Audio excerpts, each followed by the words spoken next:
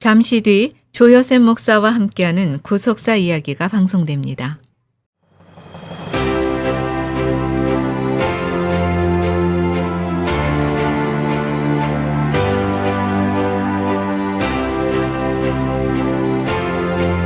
안녕하세요. 매주 주일 아침 8시부터 9시까지 조여셉 목사와 함께하는 구속사 이야기로 여러분을 만나 뵙는 조여셉 목사입니다. 한 주간 동안도 평안한 삶을 보내셨는지요? 한 주를 시작하는 주일날 아침 주신 바 말씀으로 은혜 받으시고 또 한 주간도 승리하시는 복된 삶이 되기를 먼저 주의 이름으로 축원합니다. 지난 시간에 구속사 시리즈 7권 영원한 만대의 언약 10계명을 시작을 했습니다. 첫 번째 강의였죠. 만대의 언약에서 사람과 사람 사이의 언약, 또 영원하신 하나님의 만대의 언약, 이렇게 두 가지를 살펴봤는데 오늘은 세 번째로 이 만대의 언약 세 번째 챕터죠. 시내산 언약의 특징을 살펴보도록 하겠습니다.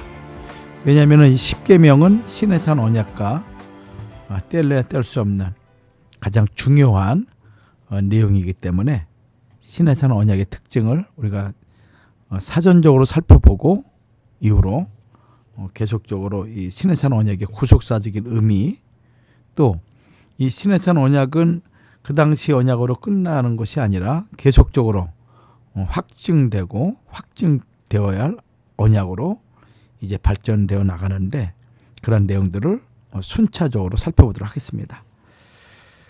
오늘 만대 언약 세 번째 시내산 언약의 특징이죠. 시내산 언약은 이스라엘 백성이 출애굽한 이후에 시내 광야에 도착하여 머무르는 동안 위대한 광야의 아버지를 알 수 있는 모세를 중보자로 하여 하나님께서 십계명과 여러 율례를 주시면서 맺은 언약을 가리켜 시내산 언약이라 합니다. 핵심 내용이 출애굽기 24장 1절과 8절의 내용이죠. 이 언약은 하나님의 산 시내산에서 하나님의 사람 모세를 통해 주신 것으로 하나님에 의해 계획되고 성별된 구속사적 경륜 속에서 주어진 것입니다. 모세는 시내산 아래에서 단을 쌓고 그곳에 희생의 피 반을 뿌린 후에 시내산에서 받은 말씀을 기록한 언약서를 백성 앞에서 낭독하여 들려주었습니다. 출애굽기 24장 4절과 7절 말씀이죠. 이 말씀을 들은 백성은 한결같은 목소리로 이렇게 서원을 합니다. 여호와의 모든 말씀을 우리가 준행하리이다 라고 서원을 하게 되죠. 그리고 모세는 백성에게 피를 뿌리면서 출애굽기 24장 8절에 시내산 언약을 체결하는데 이렇게 모세는 선포합니다. 이는 여호와께서 이 모든 말씀에 대하여 너희와 세우신 언약의 피니라 라고 선포함으로 마침내 그 위대한 시내산 언약이 체결되게 됩니다. 시내산 언약은 출애굽 초기의 광야 1세대와 맺은 언약입니다. 이 언약은 출애굽 말기 41번째 진을 친 모압 평지에서 광야 2세대에게 다시 확증되었습니다. 신명기 29장이죠. 그래서 신명기 29장을 모압 평지 언약이라고도 합니다.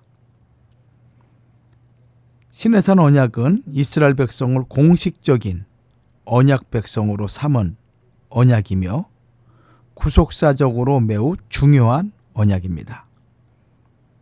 이 땅에 수많은 민족과 열방이 있지만은 그 많은 민족과 열방 가운데 하나님께서 이스라엘 백성을 하나님의 백성으로 공식적으로 그리고 역사적으로 선포한 대단히 중요한 하나님의 구속사적인 의미를 가지고 있습니다.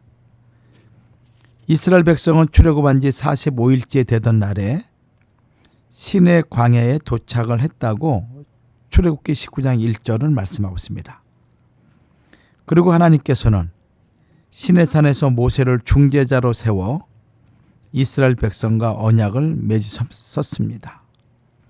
이 언약의 체결은 아브라함과 헷볼 언약을 맺은 이후 계속되어 온 이스라엘 백성과의 하나님과의 관계를 갱신하는 언약이며 이스라엘을 공식적으로 언약 백성으로 삼으신 구속사적인 사건입니다. 자, 그렇다면 시내산 언약의 특징의 첫 번째, 어떤 특징이 있을까요? 나라를 대상으로 한 언약이다. 나라를 대상으로 한 언약. 시내 광야에 지친 다음 하나님께서 모세를 처음 시내산에서 부르실 때 이스라엘 자손에게 고하라고 말씀하셨습니다. 이것은 언약의 대상이 이스라엘 백성 전체임을 나타내는 말씀이죠. 아담, 노아, 아브라함, 이삭, 야곱 등 개인을 중심으로 언약을 체결하셨던 하나님께서 이제는 전 이스라엘 백성 곧 한 국가를 상대로 언약을 체결하신 것입니다. 하나님의 구속사가 한 사람에서 시작되어 한 가족을 중심으로 진행되다가 이제는 한 국가를 중심으로 확장된 것입니다. 특히 시내산 언약을 체결할 때 이스라엘 12지파를 상징하는 12기둥을 세운 것은 언약의 대상이 이스라엘 백성 전체임을 보여주는 것입니다. 출애굽기 24장 4절 말씀이죠. 그런 면에서 이스라엘은 애굽 땅 종 되었던 집에서 구원받은 백성입니다. 시내산 언약의 핵심을 담고 있는 십계명은 이렇게 말씀하죠. 나는 너를 애굽 땅 종 되었던 집에서 인도하여 낸 너희 하나님 여호와로다. 출애굽기 20장 2절 이 말씀으로 시작을 하게 됩니다. 종되었던 애굽 땅에서 종되었던 너희를 인도하여 낸 여호와 하나님. 하나님께서는 언약을 체결하기에 앞서 이스라엘을 애굽에서 구원하셨다는 것을 강조하므로 이스라엘의 과거가 비참했던 그리고 종살이, 노예살이 신세였음을 분명히 하신 것입니다. 이스라엘 백성이 애굽 땅에서 받은 탄압과 고역은 참으로 견디기 어려운 고통이었기 때문에 신명기 4장 20절에는 새 풀무 곧 애굽이라고 말씀하고 있고 또 열왕기상 8장 51절 말씀에는 철 풀무 같은 애굽, 에레미야 11장 4절에도 새 풀무 애굽 땅이라고 말씀하고 계십니다. 이스라엘 백성은 연약하고 무력하였으며 스스로의 힘으로는 결코 그 당시 최고의 강대국이라 할 수 있는 애굽의 고난을 뚫고 새로운 민족으로 자립할 수가 없는 노예에 불과했습니다. 그러므로 출애굽은 전적으로 하나님의 강한 손과 편팔, 큰 시험과 이적과 기사와 강한 손과 편팔로 인도해 내신 기적적인 사건이 바로 출애굽 사건인 것입니다. 여러분들 잘 알고 계시겠지만은 우리나라가 일제 36년 그 식민지 치하에서 우리 스스로 힘과 능력으로 벗어날 수가 없었습니다. 그러나 제2차 세계대전을 통한 미국의 승전 그리고 일본의 항복으로 말미암아 우리 민족이 해방을 받게 된 것이죠. 그래서 함석헌 선생은 하늘에서 떨어진 떡이다라고 얘기할 정도로 그 누구도 예상치 못한 갑작스러운 해방을 맛보게 되는 것이죠. 이것이 1945년 8월 15일 우리 조국 대한민국이 해방을 맞게 된 것입니다. 애굽 백성들도, 애굽에서 살고 있었던 이스라엘 백성들도 동일한 것이었습니다. 자기 힘과 능력으로 결코 빠져나올 수 없는 그런 애굽에서 하나님의 강권적인 개입과 하나님의 도우심으로 해방한 기적적인 사건이 바로 출애굽 사건입니다. 이스라엘 자손은 생육이 중다하고 번식하고 창성하고 심히 강대하여 온 땅에 가득하게 되었습니다. 이에 요셉을 알지 못하는 새 왕이 일어나서 심한 고역으로 이스라엘 백성을 학대하였습니다. 그러나 이스라엘 백성은 학대를 받을수록 더욱 번식하고 창성하였으므로 애굽 사람이 이스라엘 자손을 인하여 근심하여 더욱 학대하였다고 말씀하고 있습니다. 또한 이스라엘 백성의 번식과 창성을 막기 위해 애굽 왕은 히브리어 산파에게 히브리 여인을 위하여 조산할 때에 살펴서 낳은 아이가 아들이거든 죽이라라는 명령을 출애굽기 1장 16절에 내리게 됩니다. 그러나 하나님께서 산파들에게 애굽 왕보다 하나님을 더 두려워하는 마음을 주심으로 민족의 멸절 위기 가운데 하나님의 백성을 보호하셨습니다. 이스라엘의 비참함과 위기, 하나님의 은총과 강한 능력이 선명하게 대비되는 말씀이죠. 이로써 하나님께서는 이스라엘 백성의 교만을 꺾으시고 출애굽의 역사는 전적으로 하나님의 은혜의 결과요, 인간적인 노력이나 시도와는 전혀 상관없는 것임을 만천하에 드러내신 것입니다. 오늘 우리의 구원도 마찬가지죠. 우리의 힘과 능력으로 우리가 영원한 생명으로 접붙임 당하는 것이 아닙니다. 오직 절대적인 하나님의 은혜와 하나님의 주권적인 역사 가운데 예수 그리스도로 말미암아 구원을 받았으며 동시에 이 땅에서 거룩한 백성으로 살아갈 수 있는 권세를 주셨고 더 나아가 영원한 하나님의 나라를 유업으로 받을 수 있는 축복을 우리에게 주신 것, 오직 예수 그리스도의 은혜와 우리 아버지 하나님의 주권적인 섭리 가운데서 진행된 것입니다. 그러므로 우리의 삶이 비록 어렵고 힘든 삶이 있을지라도 우리를 죄와 사망의 권세에서 구원해내신 그 하나님을 신뢰하며 그 하나님의 권세가 우리를 여전히 주장하시고 강한 손과 드신 팔로 인도하고 계심을 믿으시기를 주의 이름으로 축원합니다.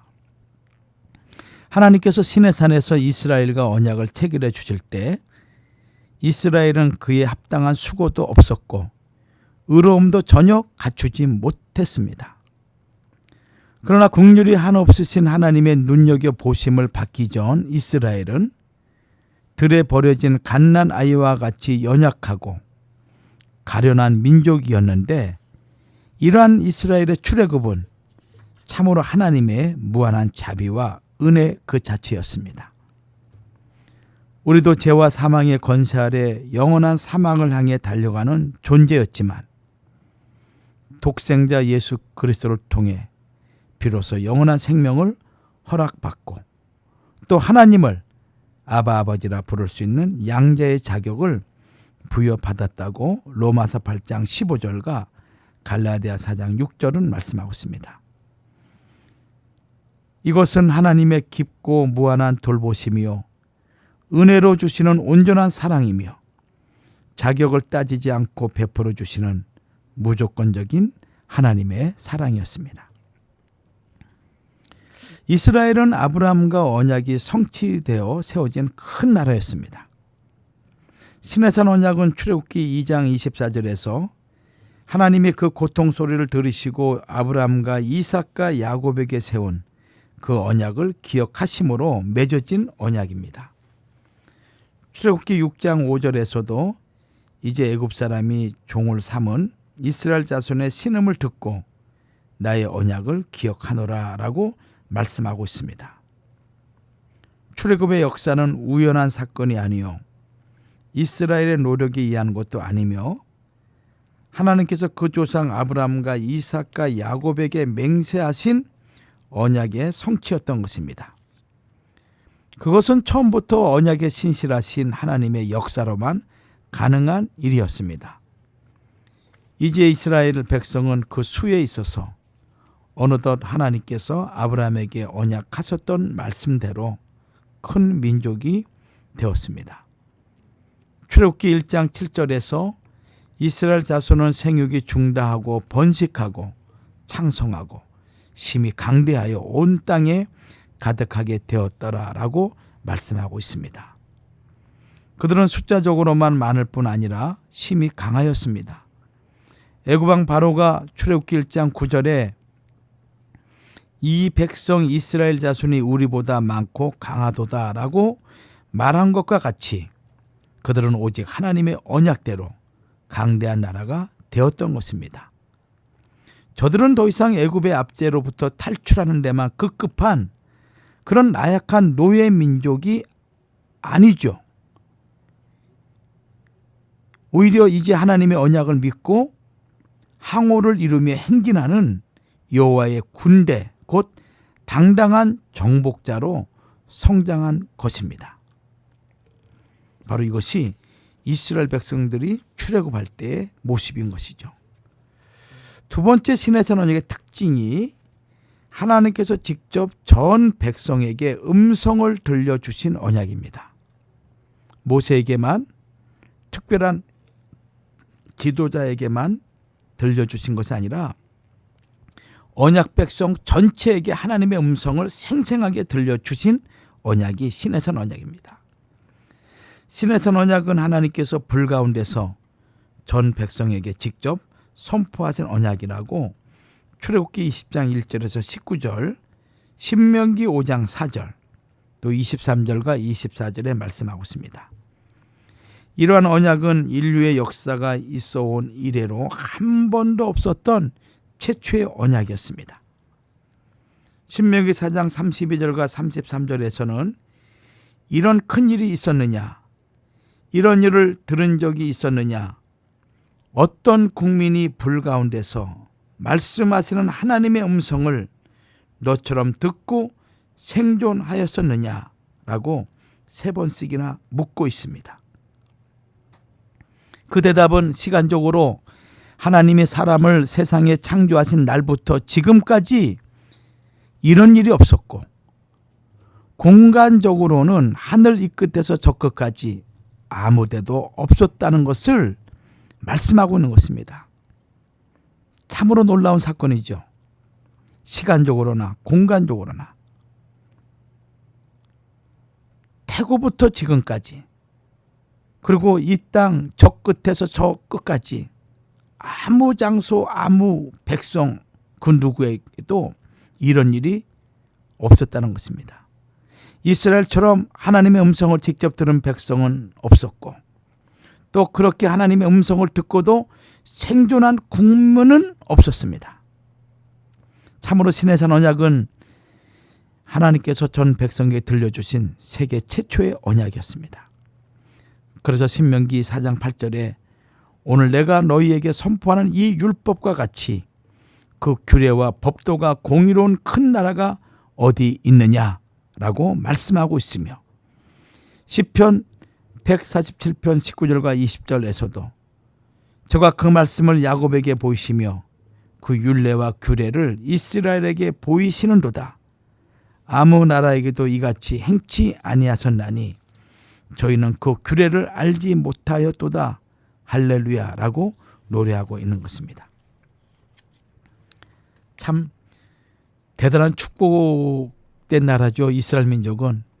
아마 이 축복이 역사 속에 멸망하고 사라질 수밖에 없는 유대 민족이 지금까지 생존한 그 근원이 아닌가 이렇게 생각해 봅니다.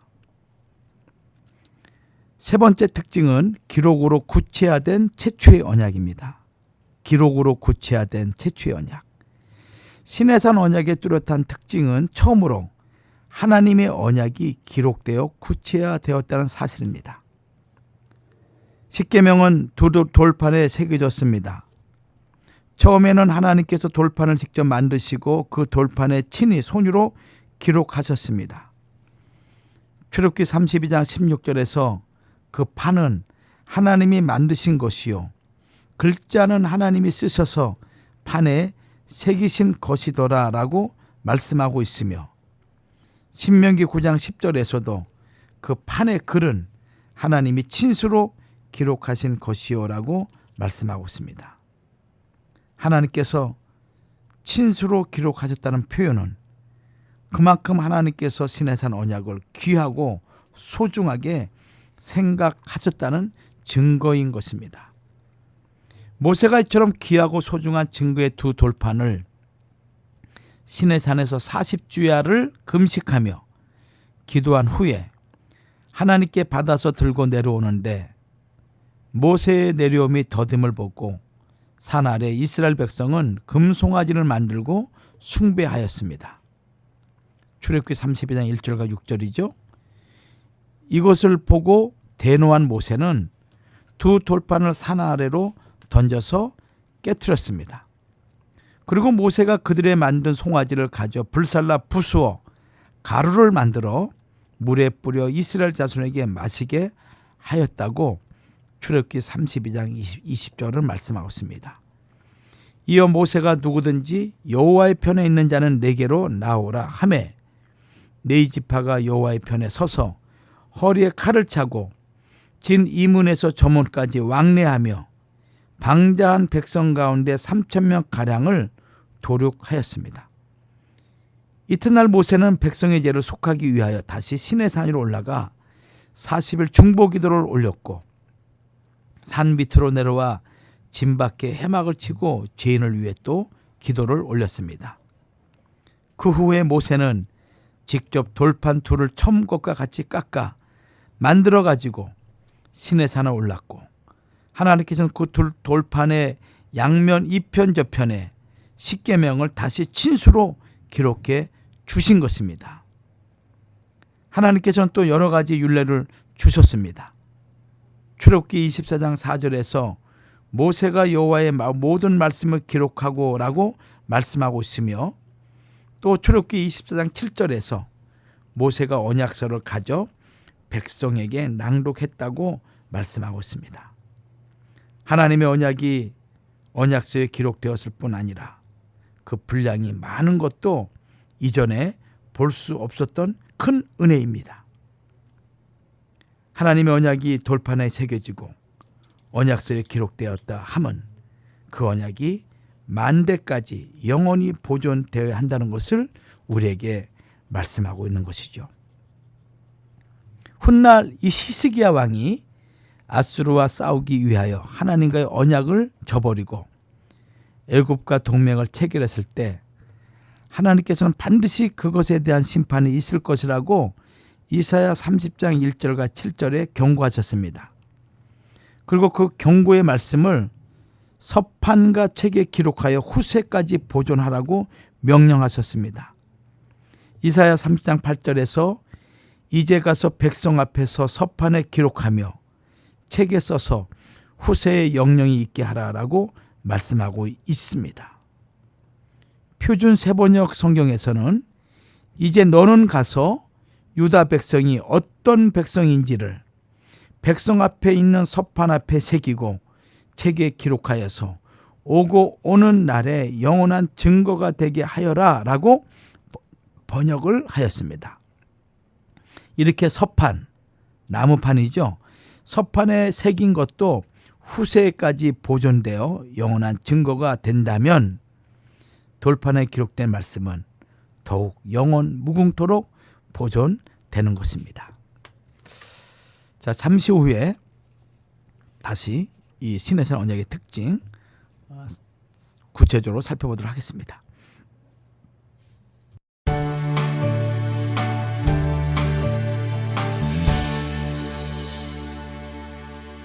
여러분께서는 지금 조요셉 목사와 함께하는 구속사 이야기를 듣고 계십니다.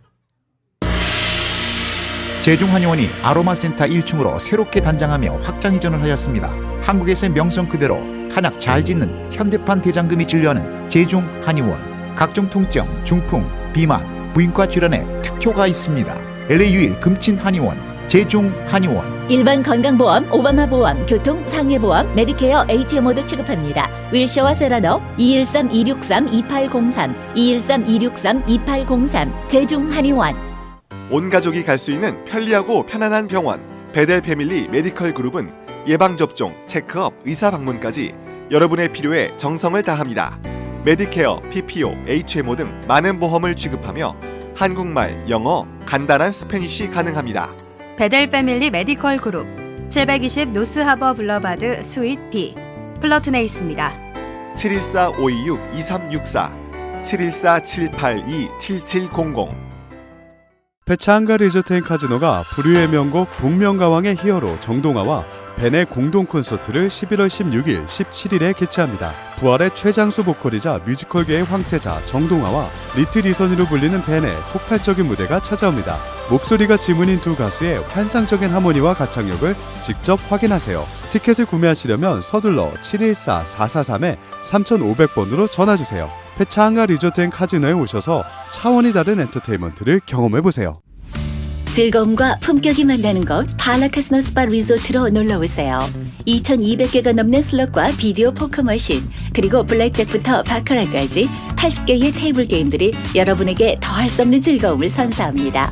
새로이 개장된 터멀린 수영장에서 편안하게 휴식을 즐기시고 10개의 레스토랑과 바에서 다양한 음식들을 맛보세요. 팔라카스노 스파 리조트, 렛츠 플레이! 샌디오고 카운티 북쪽에 있습니다. 사랑하는 나의 아가, 네가 태어난 이후 참 많은 것들이 변했단다. 아빠는 오늘도 널 위해 더 열심히 일하고, 엄마는 네가 행복할 수 있는 일이라면 무엇이든 할 수 있는 용감한 사람이 됐어. 그리고 우리 가족의 건강을 최고로 생각하게 됐단다. 환하게 웃는 오늘처럼 늘 건강하고 밝게 자라주기를 바래. 깨끗한 물과 순수한 얼음, 엄마의 마음을 닮은 청호 나이스의 노력은 오늘도 계속됩니다. 가족을 위한 선택, 청호 나이스. 맥케이브는 세즌푸드의 유기농 브랜드입니다. 세즌푸드는 캘리포니아의 유기농 곡물 전문 로컬 회사입니다.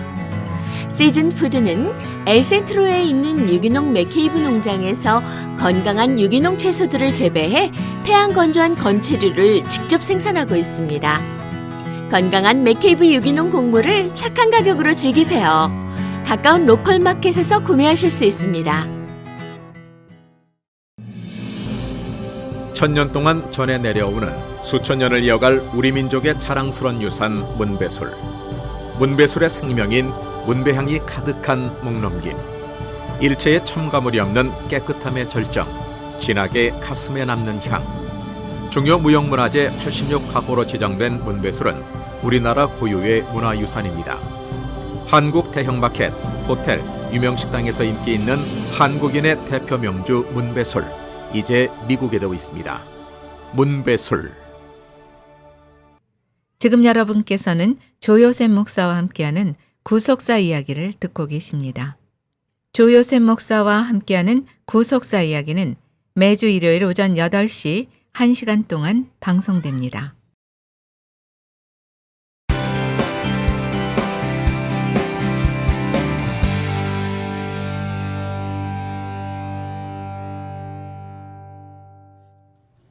지난 시간에 신해산 언약의 특징과 관련해서 나라를 대상으로 한 언약, 두 번째 특징은 하나님께서 전 백성에게 직접 음성으로 들려주신 언약이다.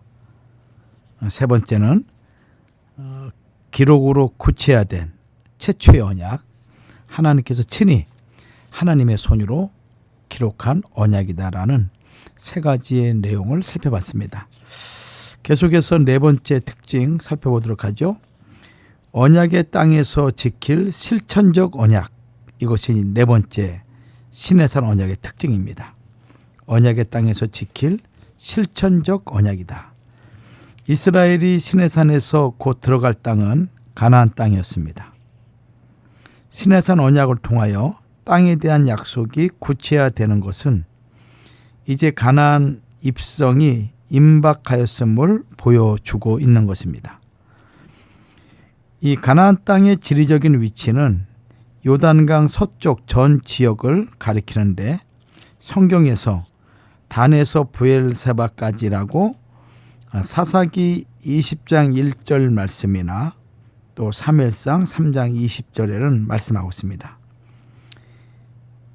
이 땅은 지정학적으로 아시아, 유럽, 아프리카 세 대륙이 만나는 지점이면서 동시에 과거 중근동 역사에 있어서 북쪽 메소포타미아와 남쪽의 이집트 양대 강국이 늘 충돌했던 지점이기도 한 곳입니다. 역사적으로 지정학적으로 대단히 중요한 땅이라는 거죠. 에스겔 38장 12절에서는 이렇게 말씀하고 있습니다. 가나안 땅을 세상 중앙이라고 이렇게 부르고 있습니다. 여기 중앙이란 말이 히브리어로 타브르라는 단어인데 중심, 배꼽이라는 뜻입니다. 배꼽이 사람의 신체 부위의 중심에 해당하듯이 당시 세계에 알려진 아시아, 유럽, 아프리카 세 대륙의 꼭지점, 그 꼭지점에 있던 가나안 땅은 그야말로 세상의 중심이 되는 땅, 그곳이 가나안 땅이었습니다.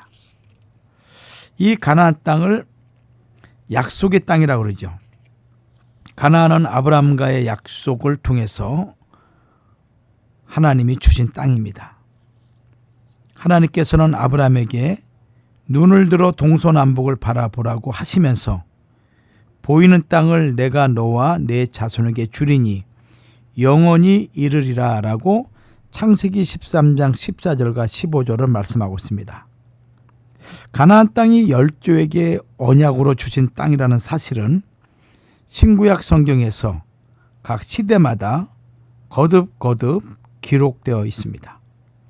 가나안 땅에 대한 호칭은 여러 가지로 성경에 기록하고 있는데 그 첫 번째가 여호와께서 내게 주신 땅이라는 단어죠. 신명기 4장 40절, 9장 23절 또 그 외에도 많은 구절에서 여호와께서 내게 주신 땅이다.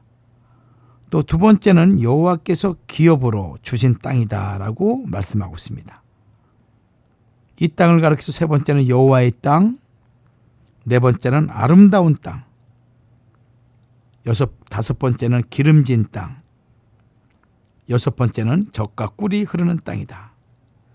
일곱 번째는 낙토, 즐거움의 땅이다. 이렇게 표현하고 있고 여덟 번째는 소산이 풍성한 땅, 아홉 번째는 부족함이 없는 땅, 열 번째는 옥토, 좋은 땅이다. 이렇게 말씀하고 있고 11번째는 신명기 11장 12절에 내 하나님 여호와께서 권고하는 땅이다. 이렇게 말씀하고 있습니다. 열조에게 미리 약속하신 가나안 땅은 시내산 언약을 통해서 더욱 구체화되었습니다. 가나안 입성이 임박한 상황에서 받은 시내산 언약은 실제 가나안 땅에 관련된 내용으로 가득 차 있었습니다. 시내산 언약 가운데서 출애굽기 23장 10절과 33절에서는 그 땅에서 지킬 안식년과 안식일, 또 3대 절기, 그리고 그 땅을 정복하는 규례, 이런 내용들을 매우 구체적으로 말씀하고 있는 내용이 출애굽기 23장 10절과 33절에 기록되어 있습니다. 한편 신명기에서는 하나님께서 시내산 언약을 통해 주신 십계명을 비롯한 모든 명령과 규례와 법도가 이스라엘 백성이 가나안 땅에서 반드시 지키고 행해야 되는 것임을 누누이 강조하고 있습니다. 그 복스럽고 아름다운 언약의 땅에서 사람들이 살아가는 동안 하나님을 사랑하고 그 약속을 믿고 순종하면 모든 일에 풍요롭고 형통하도록 축복해 주시겠다고 약속하셨습니다. 그 축복을 좀 더 구체적으로 말씀드리면은 생업의 축복이죠. 신명기 11장 14절과 15절 말씀 보면은 여호와께서 너희 땅에 이른 비 늦은 비를 적당한 때에 내리시리니 너희가 곡식과 포도주와 기름을 얻을 것이요 또 육축을 위하여 들에 풀이 나게 하시리니 내가 먹고 배부를 것이라.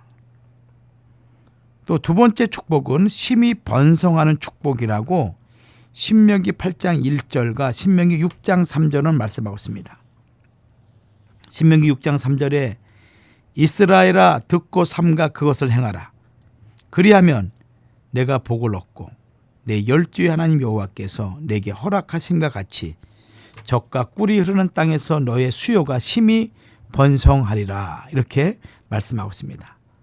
세 번째 축복은 장수의 축복이죠. 신명기 11장 21절 말씀 여호와께서 너희 열조에게 주리라고 맹세하신 땅에서 너희의 날과 너희 자녀의 날이 많아서 하늘이 땅을 덮는 날에 장구함 같으리라. 장수의 축복입니다. 넷째는 강대한 나라들을 얻는 축복이죠. 신명기 9장 1절 말씀입니다. 이와 관련해서 신명기 11장 23절에는 여호와께서 그 모든 나라 백성을 너희 앞에서 다 쫓아냈을 것이라. 너희가 너희보다 강대한 나라들을 얻을 것인즉 이라고 말씀하고 있습니다. 다섯 번째 축복은 능히 당할 사람이 없는 승리의 축복입니다. 신명기 6장 18절과 19절 말씀이죠. 이와 관련해서 신명기 11장 25절에는 너희 하나님 여호와께서 너희에게 말씀하신 대로 너희 밟는 모든 땅 사람들로 너희를 두려워하고 무서워하게 하시리니 너희를 능히 당할 사람이 없으리라. 그러나 불순종하는 자는 약속의 땅에서 풍요로운 축복을 누릴 수가 없습니다. 약속의 땅은 이스라엘 백성이 하나님의 언약을 망각하고 하나님의 말씀에 불순종하여 이방 사람과 결혼하거나 우상 숭배에 빠지게 되면 그들을 토해버리는 땅이기 때문이라고 레위기 18장 24절에서 28절 또 레위기 20장 22절은 말씀하고 있습니다. 이 가나안 땅을 가리켜서 두 번째로 왕보를 통한 땅의 정복이라고 말씀하고 있습니다. 하나님의 주권 역사죠. 약속의 땅은 한마디로 하나님께서 함께 하신 땅입니다. 하나님께서 함께 하시지 않는 가나안 땅은 아무런 의미가 없습니다. 특히 광야와 약속의 땅에서 이스라엘 백성의 중심이었던 성막은 하나님께서 이스라엘 백성 중에 함께 하신다라는 외적인 표였습니다. 출애굽기 29장 45절과 46절에서는 내가 이스라엘 자손 중에 거하여 그들의 하나님이 되리니 그들은 내가 그들의 하나님 여호와로서 그들 중에 거하려고 그들을 애굽 땅에서 인도하여 낸 줄을 알리라라고 말씀하고 있습니다. 참으로 전지전능하신 하나님께서 이스라엘 백성 가운데 거처를 정하시고 그들 가운데서 앉고 눕고 그들과 더불어 생활하시면서 은혜를 내려주시겠다라는 자비와 긍휼의 약속인 것입니다. 역대상 17장 5절에서는 내가 이스라엘을 올라오게 한 날부터 오늘날까지 집에 거하지 아니하고 오직 이 장막과 저 장막에 있으며 이 성막과 저 성막에 있었나니라고 사무엘하 7장 6절에는 말씀하고 있습니다. 이것은 이스라엘 백성이 성막을 중심으로 광야에서 이동할 때나 약속의 땅에 들어왔을 때에도 항상 하나님께서는 이스라엘과 함께 거주하셨음을 나타내는 말씀인 것입니다. 애청자 여러분, 사도 바울은 고린도전서 3장 16절 이하에 또 고린도서 6장 16절 이하 말씀 보면은 하나님의 성령이 거하시는 너희가 하나님의 성전이라고 강조하고 있습니다.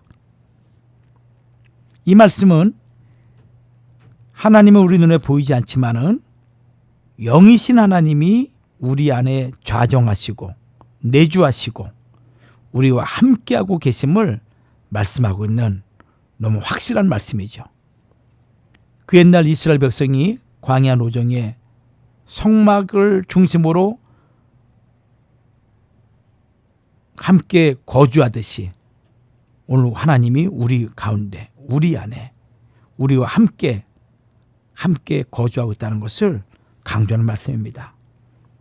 그러므로 우리의 모든 삶의 중심 되시는 하나님을 의지하시면서 우리 삶 속에 여러 가지 한숨이 나고 또 어려움이 있을지라도 소망의 하나님을 바라보시면서 실망하지 않기를 주의 이름으로 축원합니다. 이스라엘 백성이 하나님의 약속을 믿고 지키면 그 땅의 정복은 하나님께서 해 주시는 것입니다.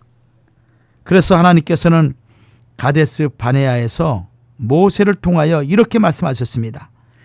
하나님 여호와 그가 너희를 위하여 싸우시리라 라고 하시면서 그 땅을 담대히 정복하라고 강력하게 명령하셨습니다.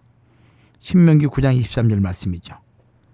그러나 이스라엘 백성은 하나님의 말씀을 믿지 않고 정탐꾼을 보낼 것을 간청하였으며 하나님께서는 마지못해 각 지파에서 대표 12명을 뽑아 40일 동안 그 땅을 정탐하도록 허락하셨습니다.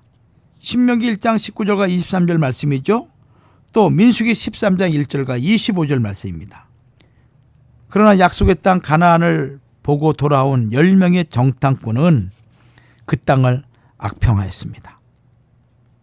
그 악평한 그들은 곧바로 여호와 앞에서 재앙으로 죽었다고 민수기 14장 36절과 37절은 말씀하고 있죠. 그러나 그 땅을 선하게 보고했던 여호수아와 갈렙 한 두 사람만, 이 두 사람은 가나안 땅에 입성할 자격을 허락받게 된 것입니다. 악한 보고를 듣고 하나님을 원망한 이스라엘 백성은 정탐했던 40일의 하루를 1년으로 환산하여 광야 생활 40년이라는 무서운 심판을 선고받았습니다. 가나안 땅은 그 땅의 정복은 결코 칼이나 활로 한 것이 아니라 시내산 언약에서 약속해 주신 대로 하나님의 주권적인 역사로 왕보를 통해 이루어 주시는 것입니다. 출애굽기 23장 28절 말씀 보면은 내가 왕벌을 내 앞에 보내리니 그 벌이 히 족속과 가나안 족속과 헷 족속을 내 앞에서 쫓아내리라. 특히 가나안 7족속 중에 가장 막강한 군사력을 가진 세 족속을 멸할 때 이 세 족속은 히 족속과 가나안 족속과 헷 족속이죠. 이 세 족속을 멸할 때 왕보를 보내주신다고 약속하고 있습니다. 이는 시내산 언약 가운데 주신 약속입니다. 왕벌은 벌 중에 벌입니다. 때를 지어 다 날아다니면서 침을 쏘아 한 방에도 사람에게 치명상을 입힐 수 있는 공포의 벌이죠. 신명기 7장 20절에서는 하나님께서 왕벌을 그들 중에 보내어 그들의 남은 자와 너를 피하여 숨은 자를 멸하시리니 라고 말씀하고 있습니다. 이는 너로부터 숨은 그들과 남은 그들을 멸하기까지라는 의미이며 적들 가운데 문을 잠그고 숨어서 남아있는 자까지 왕벌이 쫓아 들어가서 기어이 다 죽인다는 것입니다. 신명기에는 왕벌의 역사로 아모리 왕 시혼, 바산 왕 옥을 패배시킨 일을 자주 언급하고 있습니다. 시내산 언약을 체결할 때 약속의 땅은 아직 들어가지 못한 상태였고 앞으로 들어가야 할 땅이었습니다. 출애굽기 24장에서 언약을 체결하기 전에 하나님께서는 너로 내가 예비한 곳에 이르게 하리니 라고 말씀하고 계셨으며 출애굽기 23장 30절에서는 내가 번성하여 그 땅을 기업으로 얻을 때까지라고 말씀하셨습니다. 이는 반드시 가나안 땅을 주시겠다는 약속인 것입니다. 하나님께서는 시내산 언약을 통해서 이스라엘 백성으로 하여금 언약의 땅 가나안을 바라보게 하신 것입니다. 또한 하나님께서는 인간이 측량할 수 없는 방법을 동원하여 주권적으로 이스라엘의 구원 역사를 이루어 오셨습니다. 약속의 하나님은 언제든지 말씀하신 그대로 이루시는 미쁘신 분입니다. 고린도후서 1장 18절과 20절에서 하나님은 미쁘시니라, 하나님의 약속은 얼마든지 그리스도 안에서 예가 되니 라고 말씀하고 있으며, 히브리서 10장 23절에서 약속하신 이는 미쁘시니 라고 말씀하고 있습니다. 미쁘시다, 이 말씀의 의미는 믿음직하고 결코 꾸밈이나 거짓이 없다는 의미이며, 이는 하나님의 속성이기도 합니다. 하나님이 인간과 같이 시건을 하거나 말을 변개하거나 아니면은 이중적인 태도를 취한다면은 어찌 그 하나님을 우리가 믿을 수가 있겠으며 신뢰할 수가 있겠습니까? 그런데 우리가 믿는 하나님은 인간과 같이 시건치 않는 분이시라는 것입니다. 하나님의 약속은 언제든지 예라는 것입니다. 반드시 성취된다는 것이죠. 믿음직하고 결코 꾸밈, 거짓, 이중적인 태도, 이런 것들이 전혀 없다는 의미이고, 그것이 하나님의 속성인 것입니다. 본질인 것이죠. 데살로니가전서 5장 24절에서 너희를 부르시는 이는 미쁘시니 그가 또한 이루시리라. 아멘. 너희를 부르시는 이는 미쁘시니 그가 또한 이루시리라 라고 말씀하고 있습니다. 미쁘신 하나님께 죄를 자백하면 우리 죄를 사하시며, 요한일서 1장 9절 말씀이죠. 또 끝까지 보호하시고 책임져 주신다는 것입니다. 데살로니가후서 3장 3절입니다. 끝까지 책임져 주신다. 애청자 여러분, 여러분 한번 곰곰이 여러분을 중심으로 주변 사람 생각해 보십시오. 여러분을 누가 끝까지 책임져 줄 수 있겠습니까? 또 여러분들이 여러분 생명보다 귀하게 여기는 자녀들 끝까지 책임져 줄 수 있겠습니까? 그 마음이 간절하겠죠.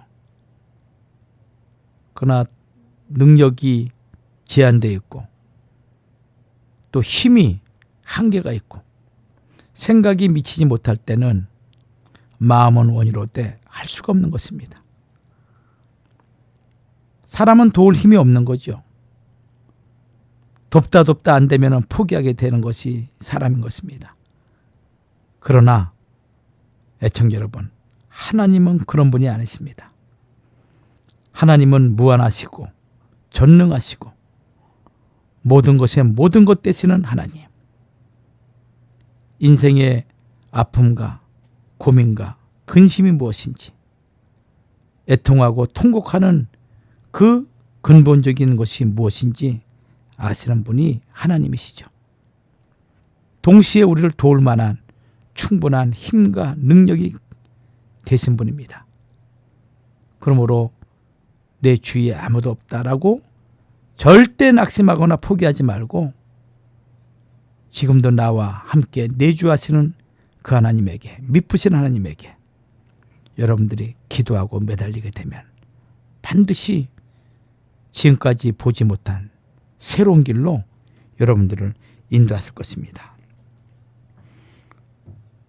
우리 인생들은 미쁨이 없을지라도 주는 일항 미쁘십니다. 디모데후서 2장 13절이죠. 하나님의 미쁘심은 영원히 피할 수가 없습니다. 로마서 3장 3절 말씀이죠. 하나님의 미쁘심이야말로 우리의 영원한 참된 소망이 된다는 것입니다. 그러므로 이 하나님을 굳게 붙잡고 여러분의 남은 생에 힘차게 주와 동행하며 약속하신 언약의 땅, 그 땅에 들어가는 그날까지, 천국에 들어가는 그날까지 하나님의 언약을 굳게 붙잡고 그 언약을 실천적으로 지켜나가는 모든 애청자들이 됐으면 좋겠습니다.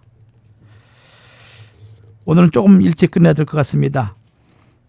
다음 주에는 시내산 언약의 구속사적인 의미, 이 언약이 구속사적으로 과연 어떤 의미를 가지고 있는지, 이것이 영원하신 예수 그리스도 그분과 어떠한 상호관계가 있는지 그 내용을 좀 더 구체적으로 살펴보는 시간 갖도록 하겠습니다. 여러분들 다음 시간에도 기대해 주시면 감사하겠습니다. 한 주간도 건강하시고 하나님과 동행하시는 복된 우리 모든 애청자 여러분 되기를 다시 한번 주의 이름으로 축원합니다. 감사합니다.